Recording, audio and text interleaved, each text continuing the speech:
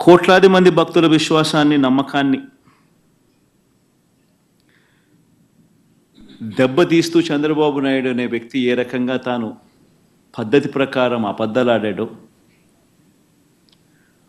ఆ అబద్ధాలను సైతం అవి అబద్ధాలు అని చెప్పి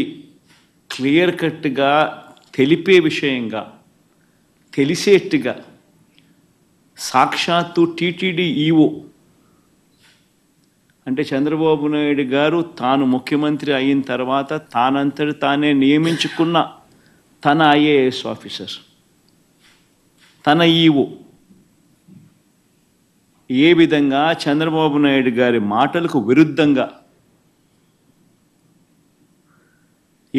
చంద్రబాబు నాయుడు గారి మాటలకు విరుద్ధంగా తాను స్వయంగా ప్రకటనలు చేశాడు. ఇవన్నీ కూడా ఒక్కసారి గమనించినట్లయితే చంద్రబాబు నాయుడు గారు ఇప్పటికీ మామూలుగా అయితే మంచి వ్యక్తి అయితే గన ఇంత ఆధారాలు కనిపిస్తూ ఉన్నప్పుడు కొద్దో గొప్ప సిగ్గుపడతాడు. ఆయన అన్న మాటలు సాక్షాత్తు టీటీడీ ఈఓ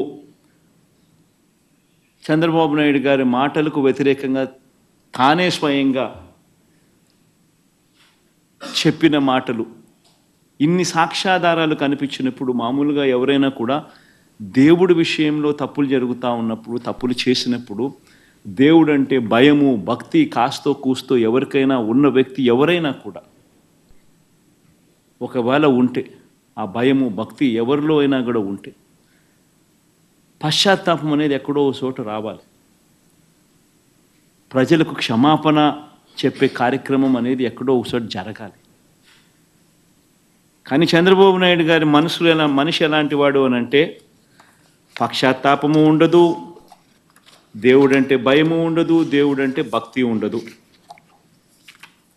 చివరికి ఏ స్థాయిలో చంద్రబాబు నాయుడు గారి అబద్ధాల ప్రచారాలు, భయము, భక్తి ఏదీ లేకోకుండా తాను ప్రవర్తించే తీరు ఎలా ఉందనంటే, ఈరోజు నిజంగా ఈ టీడీపీ సాక్షాత్తు Telugu Desam party website, Telugu Desam party official website నుంచి ట్విట్టరే కదా ఇది, ట్విట్టర్లో చంద్రబాబు నాయుడు గారు పెట్టిన పోస్టింగ్ ఇది.